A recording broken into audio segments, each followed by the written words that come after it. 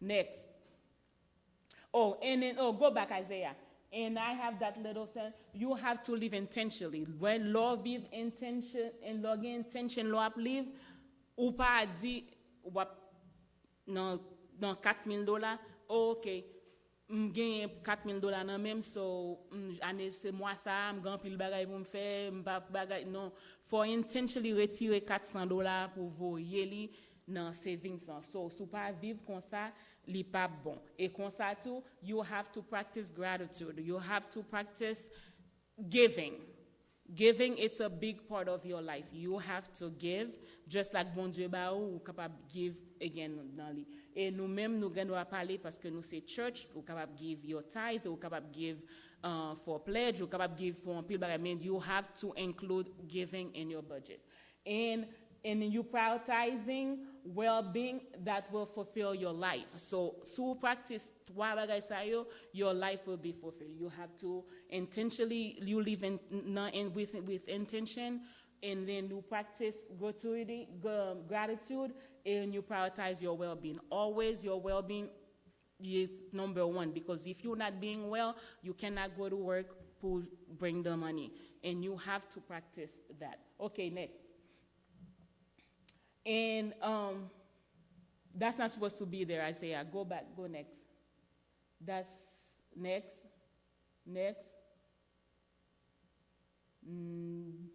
Well, that's the same example. For moi, pour exemple ça on 1,000, but comme budget nous on say 4,000 here, nous prend la gamme. Go next, Isaiah. Okay, the best high yield savings out there, Kunya. I use Capital One 360 and I use Everbanks. Everbanks give you 4.30 APY. It really works. And then they'll bowl out of $100 or less who deposit la dani. In Capital One 360, any amount of money you gain, like right now, see, my account ki gain $80 la dani, at least I'm gonna get not 50 cents, will be 60 cents out of it. So I'll never get this no local bank yo, because you pay bill, you pay electricité, you fais un pile bagay, nan ti intérêt yo ba wa, et la donne tout yo prend pour yo payer tout ça yo gain payer et fini resta yo kenbe yo nan me yo. So therefore, when you use Capital One 360 qui bought 3.60 APY, and then when you use Everbank, and even Cash App ba ou 4.0 APY. Regular Cash App or by la Cash App bank. So gain Cash App nan bank la, they really give you a good APY like that. So if in case you want to be safe and then go to Cash App. And then like I said, they all covers 250,000 FDIC. What is FDIC? FDIC is a federal department of insurance for your contribution. So insurance highly covers the only not two bank in America or everywhere else Caribbean, they only cover $250,000. Let's say you have $500,000. You're gonna have to use two bank accounts, because see you made $500,000 in one bank, they only, if something happened, they're only gonna cover you $250,000. The other $250,000 you're gonna lose it. So therefore you have to have two banks. Or you can allocate it to other things. M'bral parler de like retirement ou bien brokerage account. Mais si vous mettez le nom seul banque là, ou perdu reste là. Even though mettez 251,000, they're not gonna cover that 1,000. So you have to only put 250,000 maximum in your bank. And go back. Go on next. So how a budget look like? So moi mette tithe first, because in my budget, tithing moi toujours vini avant, because that's what I believe in. Believe for living en premise, ou supposé retirer tithe lan first la dan. That's me. En pile moun di, you can use the comme ça as long you connais combien koblié, but me, the way I practice it, Friday I get paid. M'pap manye $1 nan bank lan tout le temps ba voye di mwen vini. So I will never touch not even $1. Even though m'grand goût, si m'da arrive m'bral acheter And before m'ba lâcher m'konnen beaucoup voyer di moi ou après m'rale téléphone moi pendant m'camper dans drive through ou bien côté m'rale m'voyer di m'na avant marcher sous lui because moi pas feel good comfortable pour moi buy something before my time.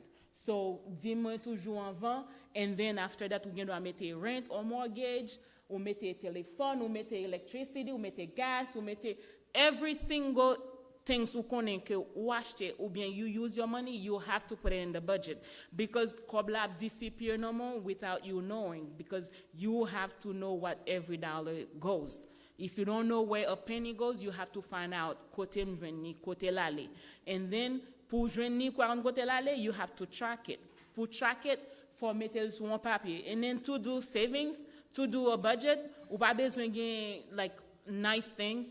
Ou gen doit faire budget ou nan piece of paper, ou gen doit faire nan your notebook, gen doit faire nan téléphone, ou gen doit faire nan computer, ou gen doit faire nan tout ba mais the necessity things ou qu'on a besoin faut aller là-dedans pour checker budget ou pour côté kobo aller. And then we capable read all those even maintenance and repairs and whatever que ou gen ou mettre là-dedans. So next.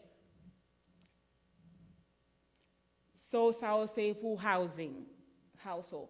And then nous arrivons dans vehicles, ou gen doit mettre tout ça qu'on a besoin for vehicles. So, qu'on a besoin licensing, ou besoin insurance, ou besoin, bon, nous vivons pas payer taxi ou pas payer Uber. You never know when you're gonna go someplace ou bien machine ou camper ou a besoin Uber, whatever. Mais ou sou gen tan gen kobla pour lui ou just mettre là-dedans. So, you save. Not even emergency fund, they call this sinking fund. Ou gen doit save pour bagay ou konnen k'ap vini, ou gen doit save pour bagay ou konnen ki pap vini tout, ki ka vini ki ka surprise ou. So, ou tout ça ou la dani, next Isaiah, that's for transportation, that's for insurance, ou gen your home insurance, your life insurance, your auto insurance, everything ale under insurance. Next. So ça c'est food, where grocery, dining out, and others. But tout others, you're going to mettre your own categories là-dedans. Next, Isaiah. So entertainment, you're going to mettre tout ça qu'on a besoin, movies, concerts, tout ça qu'on a que vous besoin dans entertainment, you're going to mettre là-dedans. Next. That's the same thing. Next. So personal, that's loans. So we get student loans for people that have student loans. We get personal loans. We get credit cards. We get tout ça again. You put them in a category. And we pas just put credit cards. So again, the credit cards. You have to name those credit cards because you have to really follow how you managing your money. Go back next, Isaiah. Now let's talk about retirement. Retirement, you gain investment or gain retirement. You can go next. There's some brokerage firms. Oh, that's charity. That's still in the budget. Before I parle de retirement, that's still in the budget. So charity, you all have to have your côté que ou fait charité. So gain organization out there qui besoin comme donc ou gagner un pile like wounded warriors ou bien moi-même moi utiliser St. Jude's because I believe in St. Jude's. Moi connais St. Jude help ti moun qui gain cancer qui gain y a try pour yo joindre treatment for cancer which is moi toujours by dans St. Jude. Ou te gon questions pastor ou bien non? Oh, okay, yes, thank you. So the idea, so that's the only one I believe in, and ça moi contribue ensemble avec Moody Radio, moi contribue tout parce que il a propagé parole bon Dieu, me supposé aider yo. And then we gain 1, 2, 3 charities, that's enough. Ou pas besoin gain un pile charity, but as long as we connaît ou gain une charity that you participate in. Next. And so after tout ça ou gain yo, and then you do the total, ou fait the actual total que ou gain, and then you have to have the difference. Kunya Lina Red, which is Munsa li over budget by $41. So li kone next month, even though ta gen $41 that to cover, li konen budget li up 40 down $41. So after you have the total amount you use and total actual amount que ou genyen and total amount que you use là, qu'on ou fait en division, en soustraction, lo subtracted, li supposé bon si ou 1 point, si ou below, ou bien si ou above. Si ou te above, that $41, to me, I would withdraw it still, m'bral mette dans l'autre account. So anything pas supposé rete dans banque là, unless ti kob ko mette ki pou couvrir arrêté. After that, si gen $41 over, you move that $41 while mette dans savings ki pou save for sinking fund mwen pa di la. So sinking funds, you capable gagner plenty bagay ou use pour sinking fund. I am a phone person, so mwen gen my own sinking fund pour me save for a phone. Let's say for 1 an, 2 ans, m'a changer téléphone, moi still have save money for the phone. Whenever téléphone moi gâté, I have the money there pour m'acheter téléphone. So lem gen kob la there, li pa gade sam gen jodi a li pa destruct, li pa retire rien dans sam gen. So some people may say, oh well, why you gen? I have a lot of accounts. I have 18 or 19 different accounts. Is because when you sinking funds en la donne, moi gagne sinking funds. Si moi pour aller dans docteur, the copay, moi every month mettez en $20 la donne. It's a $20 for copay. Let me rive, just copay moi $50. Just transfer it $50. So $50 ça li pas sorti dans pièce cob que me gagne kounya par contre quitte moi gagne $50 là dans bank account mais quitte moi pas gagne $50 là but déjà gagne $50 moi save somewhere pour l'aller là-dedans. Some people are capable manage all this account and I understand ou gen wa can be on seul savings ou di là-dedans sous besoin ni wap use it, but to me I use it comme ça. That's the way I like it. And I can really track all of them. So, super capable, it's fine. You don't have to have it, but moi-même connais m'reme pour m'bral acheter téléphone nan, pour m'connaît m'pal dans savings, m'pal dans checking, m'connaît kob la, m'just aller m'acheter téléphone nan, m'senti fier de tête moi, m'sont acheter un téléphone que m'pa rien dans kob moi pendant 1 minute ça. So, that's how I do it. Go ahead next. So, credit cards. There's a lot of things they are parlé de credit cards, but some gain to keep you cover.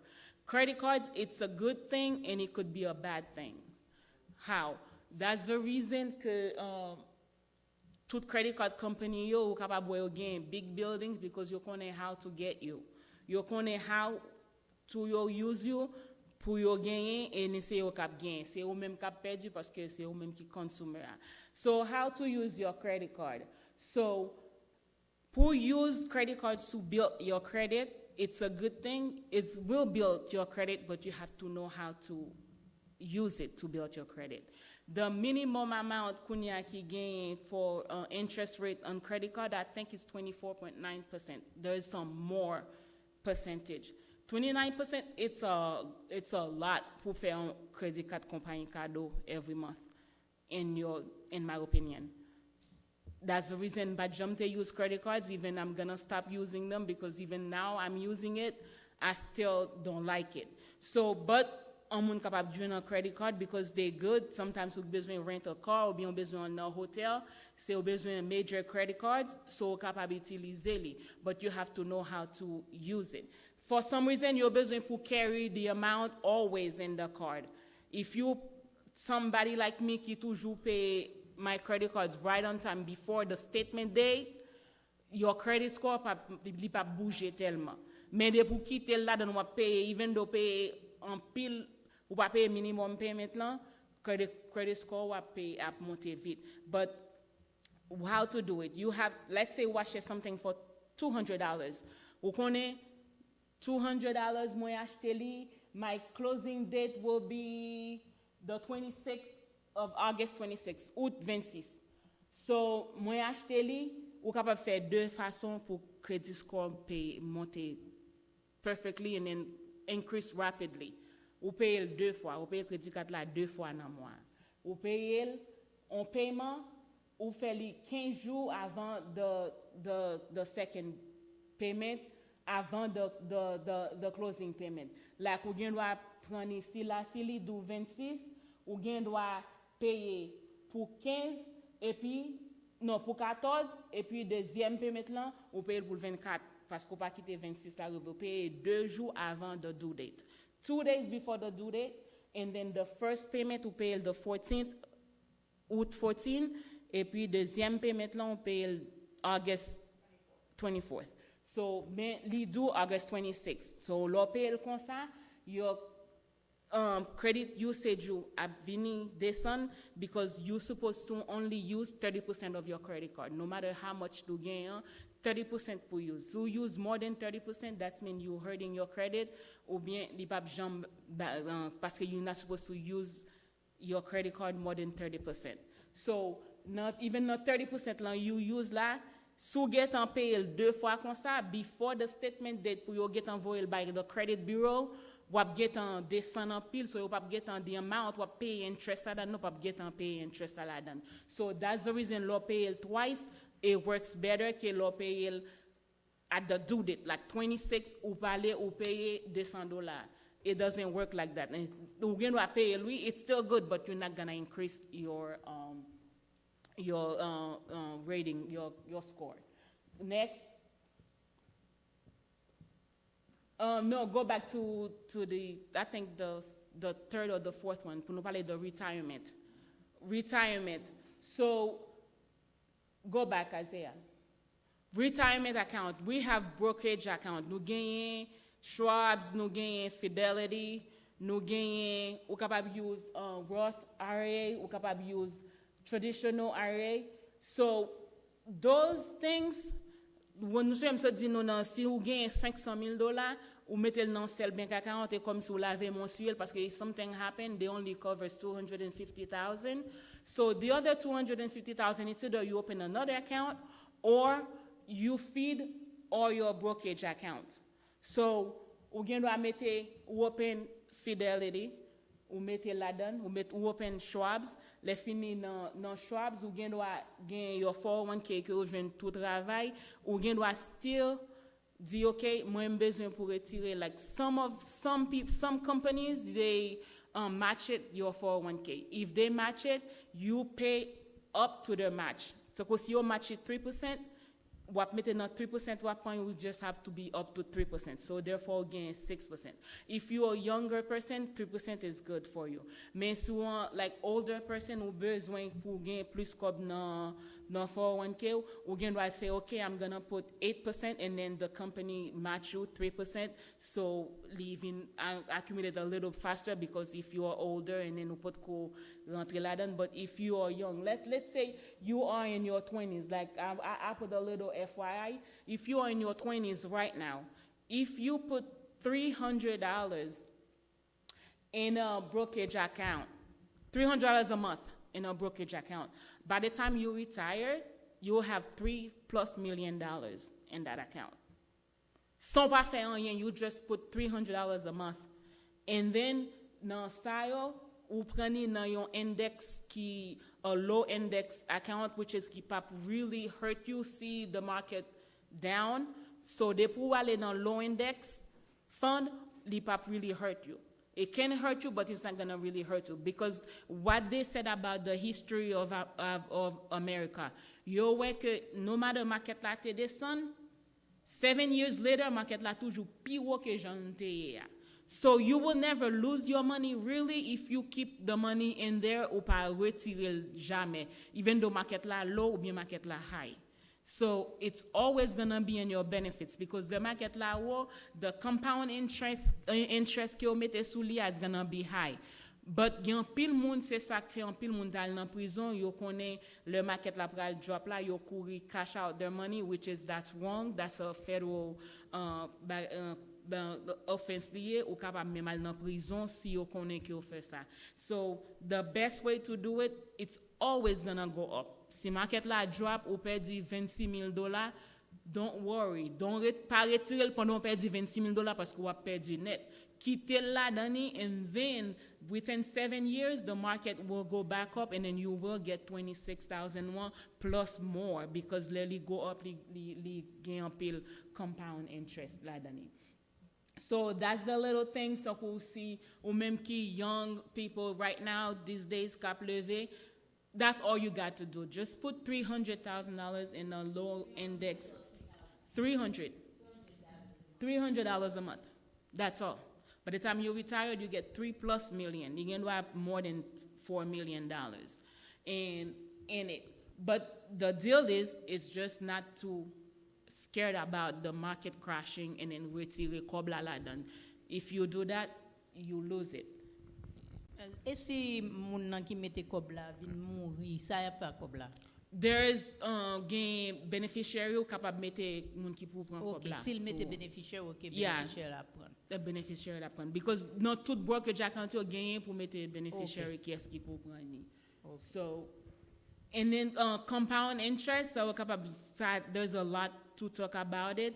Ou capable mette yon diversity ou diversified your account ou mette swap invested ou gen doit mette na SP 500 ou gen doit mette na a lot of things like let's say ou gen yon, that's why they always said yo te ti moun yo kouri na iPhone. They love iPhone. But you're because you're using Apple, if you put $100 into Apple, you're gonna get a lot of money because there's a lot of people using Apple. So while you're using Apple phone, you still in the market. You still a part of Apple. You still investing in Apple. So therefore, even though you don't use Apple, you can just still add on it because Apple is still a good, strong one because say yon ki toujours été for a long time. And then the S&P 500, there's a lot of 500 companies that really na S&P 500 la ou gen wa user because Apple just by no example, Apple is one of them. So nou gen wa gen other account pour nous use, pour nous invest your money to get the money back. And there's a lot of people right now cap go crazy about Hello? Une question? Hello? Yes, une question. Oui, OK. Allez, non, attendez. All right. Est-ce que font budget? Est-ce que les gon base biblique? Oui. Quoi une question, hein? Est-ce que budget a une base biblique là-dedans? Est-ce que leur monde fait budget? Est-ce que le gon base biblique? Est-ce que le biblique a? Oui. Oui, le biblique parce que la Bible dit qu'il faut qu'on soit capable de manager comme si pour manager comme il faut avoir un budget pour capable manager comme là. Si ou pas un budget, on pas manager. Si ou pas ouais on bagaille devant yeux, on pas manager. So c'est ça seulement budget. Budget c'est ou mettez sous papier tout ça gain pour ouais et puis ou ouais yo ou regarder yo so kounya la lem moi capable connaître qui ça moins haut la donne qui côté m'ba la donne so c'est comme ça capable manager et bon Dieu dit comme ça ou supposé stewarding ou supposé un bon manager pour l'argent so really biblique. Et est-ce que nous capables prendre tout est-ce que nous capables ouais l'offre un budget c'est plein ou plein, c'est planification. C'est plein ou plein, c'est pas un. Est-ce que c'est une forme de planification? Oui, il est capable de planification, mais planification, Jean pral faire là, c'est selon son gain. Let's say, let's say moi m'a créé un budget kounya. Et puis m'konne moi gagner, moi kon manger dehors. Et puis m'pas même plein pour manger dehors parce que m'pas mettre dans le budget. Mais si m'a manger dehors, faut me connaître côté comme ça sorti parce que li pas dans budget, so therefore sans planification, faut me plaindre que me connaît m'pral manger dehors, m'a mettre un cob là pour lui, mettre un cob là pour le mal manger dehors pour m'utiliser me connaît si Si me mette budget pour manger dehors c'est $100 lié, OK, me connais c'est $100 seulement capable manger le mal saute dehors. So kounya moi planifier pour manger $100 l'aime dehors, ça c'est une planification liée tout dans un budget ailleurs. Oui, oui, nous tout à fait d'accord. Et parce que la Bible demande nous pour nous planifier, dire le dans la guerre, il faut nous planifier. Il dit non, et les n'a font caille tout, soit nous chita pour nous préparer pour pas commencer caille là, et puis pour nous pas finir. Yeah. Alors? Oui. Pour nous pas finir. Oui. Donc dans ce sens ça, et moi mes réponses sont là oui. Mais moi est-ce que ça a tout? Il pas une réponse biblique tout. Et préparation. Et ça comme demande tout à l'heure, est-ce que il rentre dans l'île et planifier tout budget? Est-ce que il rentre dans l'île planification? Planification? Alors? Oui, planification, on dit est-ce que l'on est dans le livre planification? Oui, ça me demande ça tout à l'heure. OK, oui. Est-ce que l'on rentre dans l'île? Je pense que tu as besoin ça tout comme base biblique. Côté Jésus-Christ dit, alors prépare un caille. L'obral son caille, il faut préparer, il faut planifier pour ça. L'obral dans la guerre, il faut préparer pour ça. stratégie. Oui. Vous comprenez ça, me dit? Oui. Dans le sens que budget, c'est comme un bagage comme ça. C'est plein pour la vie. Exactement, et ça l'est même. Ah. Oui. C'est plein pour la vie parce que gen pile monde even kounya la gen profession nursing on capable dire oh gen pile monde nurse et puis gen pile broke nurse de oui even though you still besoin nurse et nurse c'est un bagage you still besoin nurse toujours dans Florida dans tout bagage nous toujours déficit nous toujours pas gen pile nurses. Et puis, gon pile nurse qui out there and then they broke because you pas planifié kobyo, you pas gen kobyo. It doesn't matter how much money you make. Say how to manage your money because nous connaissons moins listen to Dave Ramsey en pile. Dave Ramsey gon bagay li di you can be a millionaire. Nous tout qui la un millionaire. That's depend. It's not how much money you make to make you a millionaire. Ou can be a millionaire. That's how much you use the money that you have to spend.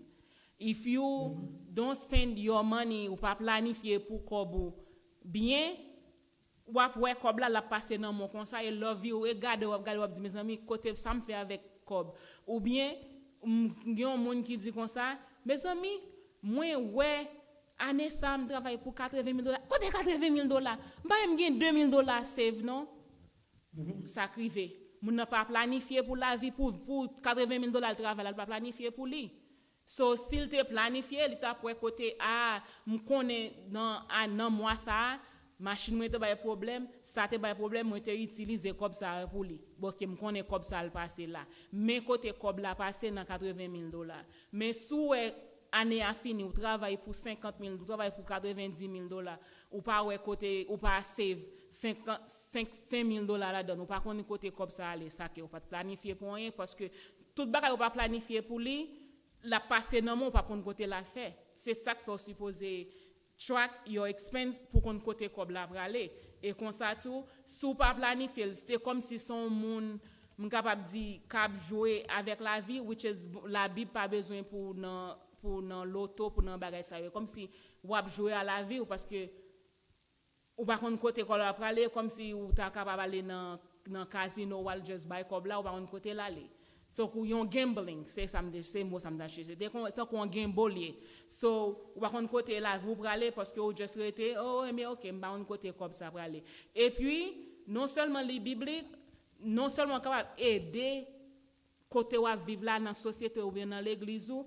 let's say sous pas jambe save how you gonna help l'église ou besoin yon bagay ou pas ka aider parce que ou pas côté kob là aller so si ou manage kob ou bien non seulement m'so dit pour gain charité côté au by charity, mais faut by dim tout, non seulement gain dim, faut capable l'église ou besoin on en situation, c'est manage kobo qui faut gain kob pour capable aider l'église pour faire travail bon Dieu aller vers l'avant. So si ou pas faire ça, ou pas aider et puis ou travailler pour gros robe et pourtant ou pas quand même aider pour $5 pas capable bailler l'église à de plus la peur tout parce que ou pas gagner.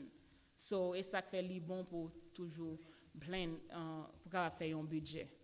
Et comme ça la boni pour société à tout parce que sous aider. Là c'est moi même toujours dans Saint Jude. Moi aider tout pour yo joindre traitement pour ti moun qui gagne cancer yo. And who knows, si m'bap gen yon ti moun petit qui ka bien cancer tout. So tout ça yo tout c'est plein pour plein. Yes. All right. Ou répondre, est-ce que me répondre question hein? Oui, vous répondez. Merci. Okay. All right. Pas gen question encore? Any questions? I'm waiting for questions.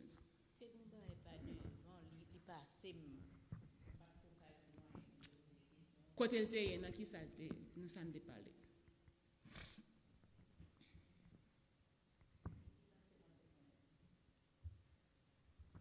I have a question. Going back to the credit card slide. So you should be, when looking for a credit card, you should mainly be looking at the APY, AYP or APY? No, the APY it's for the bank account, savings. Okay. High Yeah, yield. Okay. So the high yield savings. Okay. high yield savings, yes. So what does the APY, what does that correlate to? Is that for credit cards or for savings? For savings. For savings, okay. Because I remember for the credit cards, you mentioned that you do Everbank and then you do Capital One 360, correct? That's Okay. the high yield savings. Okay. So the I guess the main route is what other corporations have good credit cards, or I should just solely be looking at that high yield saving interest rate? No, the credit cards and savings is two different things. Credit card, there's a lot of people that use it as a savings or whenever they have a situation, I'm going to use my credit cards because that's my savings. It's not a savings account. A savings account is a savings account. A credit card is a credit card.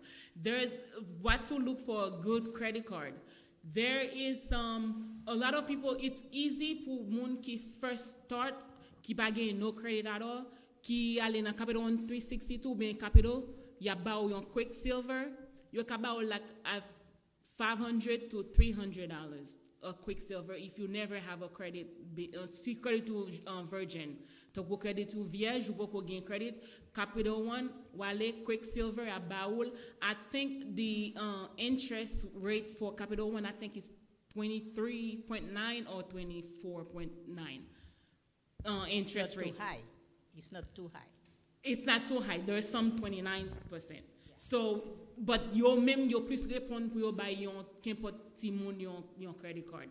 Like Capital One, about one like a Quicksilver. There is some qui gain higher interest, but they have higher things pour yo fait to like the travel. You capable save for travel, and then l'on peut aller ou gâcher plein de tickets tout ensemble avec the interest ou save you with the if that depend how you pay money. But you remember right now they give you, I think si you achete for $200, they probably give you $6-7 on it. So that $7 that's yours to keep. So yeah. But you are the one that's really gonna really give a credit, a Virgin credit, or credit card. Now, I know that you mentioned with the difference between local banks and then banks that don't have, brick and mortar, buildings. So I know Chase has a student credit card. Would you recommend that in comparison to, I guess, the Capital 360? Yeah. Look at the interest rate. That's the only thing that should really concern is the interest rate. Because the interest rate is the one that's going to kill you. If you let the money drag, every day they charge you interest on it. That's the everyday. Let's say you buy something for $200 and then you pay, they said pay minimum payment $30. And then you pay the $30. out of $170, they're gonna charge you interest out of it. So if you pay 2 times, like I said, if you pay one, you pay $50, and then you pay $50. By the time the Chase send it to your credit bureau, it's only $100. They're gonna charge you the 25%. So therefore, it's always better not to only pay minimum payment, because if you pay minimum payment, it's gonna take you years to pay $200, and then it's gonna take you they're gonna take years to take money out of you because of 24 or 25% interest or 26.9% interest. It's gonna be a lot of money for them that you don't want them to get rich because you work hard for your money. So that's the thing. You pay, it's either you pay in full or you pay it 2 times like Okay, this. I That will remember help. my question. You answered it. You finished? I can one more. You keep mentioning interest rate, like the 24.9%. When is that interest they're paying you back, or interest you're paying them only if you don't pay in full after? Yeah, that's the interest they charge you on the credit card, regardless.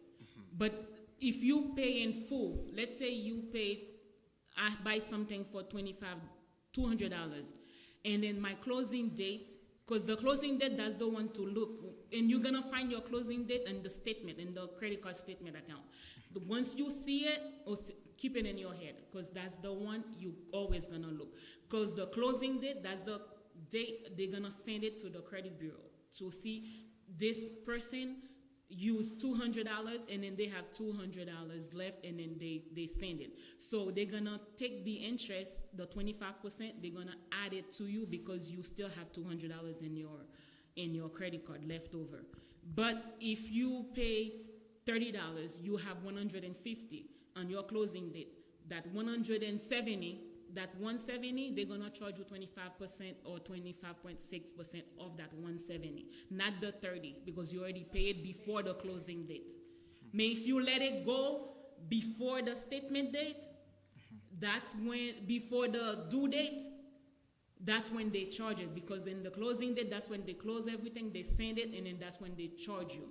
And after that, the due date. Sakfe, if you don't close the account on that, if you owe $200 by closing date, Lofin make the payment, you see it's now become $175 because you have 170 in it, they charge you the interest. That's even how much the interest is on that credit card. Okay, thank you. You're welcome. The best deal to use the credit card, like I said, it's a good thing and it can be a bad thing. It's always that discipline. Put it in your head that I will not give him my money, because your job is not to let them get any interest out of you. And then some people that can do it, you do it, because there's a lot of people that can't do it. Why they can't do it? Let's say they use $200, you put your again $200 up, you pay credit card là. But a maman, petit gangou, li ale li achète for $200 là. And then $200 là, the due date rive, you buy minimum payment là, c'est $30. Li paye $30 là, li kite $175 là. So now, Master, Visa, whatever, ou gen American Express, y a pas charger maman ça. Mais si yon young professional, bien yon moun qui compte credit card, li di OK, m'pa payer non $200 ça. L'aller before the closing date, li paye $200 là. You va get voyel pour l'aller pour yo charger non $200 because you paid it off. Once you paid it off, you pas ka ba interest. So gen pile moun qui vive la vie yo, non seulement yo accumulate interest que credit card la mette pour yo, et puis yo pas payer credit card la interest back. But if you leave it, they love you to leave it.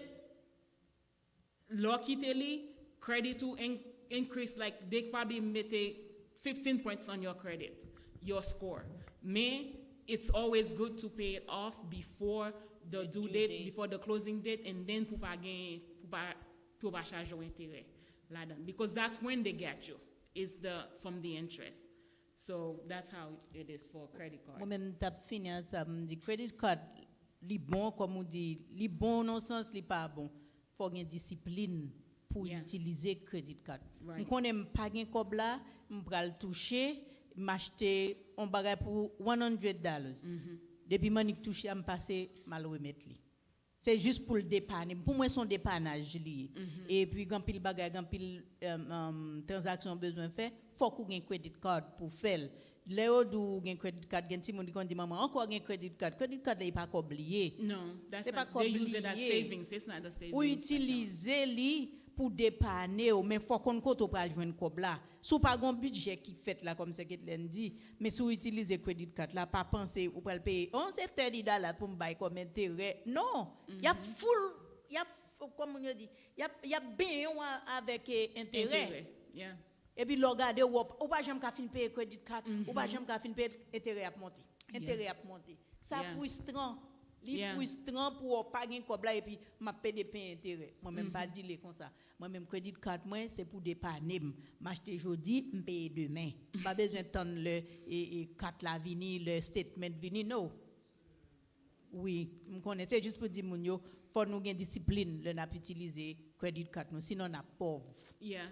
Yeah, credit card up really for pauvre la fini yo même y a gain bel building yo pour jamais visa gain on building one story. No, you gain gros building and then CEO yo prale nan continent, yo prale nan Africa ou if you ta besoin visiter Africa ou pas capable visiter Africa because you giving them your money, your interest because they're going to charge you the interest. And then gen pile moun ki use credit card too, yale even though you prend nan withdraw money ou gen doit withdraw $200 ou gan bagay la ou besoin ou fini wale withdraw $200 some yo ba ou un minimum combien ko ka withdraw la you gain more interest because usually it's 29 point something interest if you use their cash out, if you take their cash out. So that's another thing, you don't need to use it and you don't need it. Trust me, because they will charge you a lot. And 25%, 24%, even 22% of $200 or $1,000, it's a lot of money. So nous out of time, nous allons get à 9h20, presque 25. Even so, si you have quick questions, we're going to répondre. After that, we're going to have to prier les finis pour nous terminer. I'll make a quick comment. Na high yield savings account, something to remember is you get taxed on the interest. So the interest you make off the high yield savings account, you have to file it when you do your taxes. Yes, you do. Yes, thank you. You have, they give you a 1099 tax. They'll give you got file tax.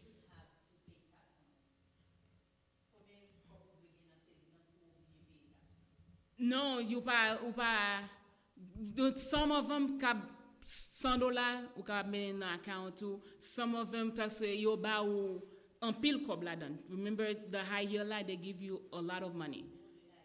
The high yield give you a lot of money. Like if you have an account ki gain $6,000 I done, your kabao can put like $11. That's like monthly. And then more. The high yield is always something pour aller. And then you file with it too. You buy on 1099 every year to use it.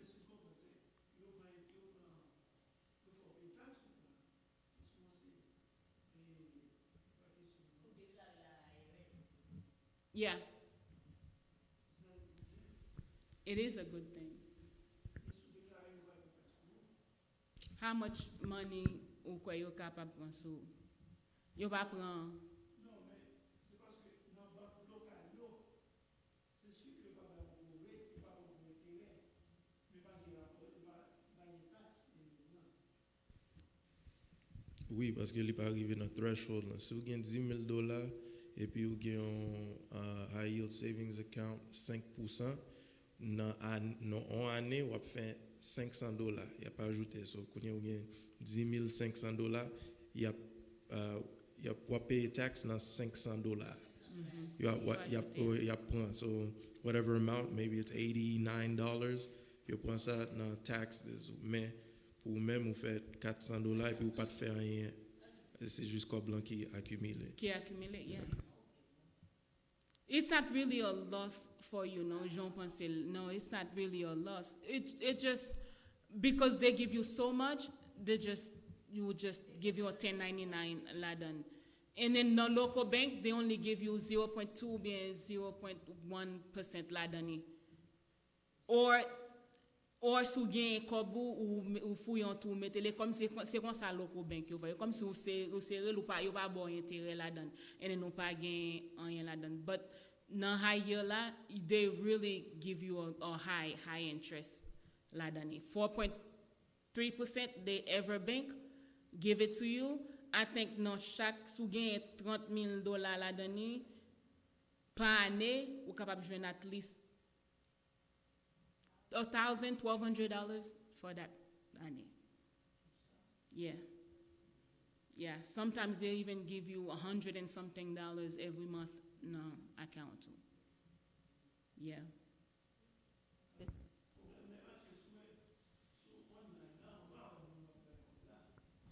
I mean, if I buy Ubali, no, you see your money.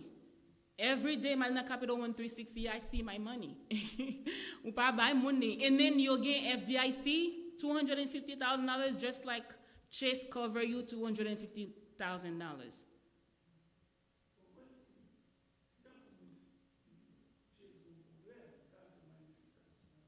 No, not really. Not really, Pastor, because Chase, et pas corporate, et c'est pas CEO, Chase ta qui chita dans banque là, c'est employé travail. What can they do for you? They can do nothing for you.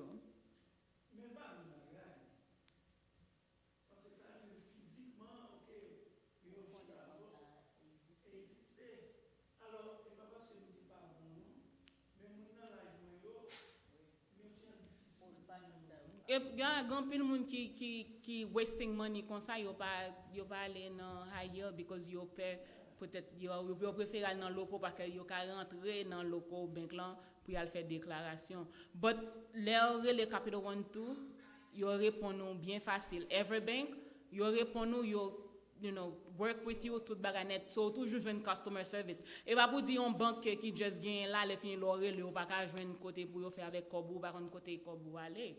It's the same thing.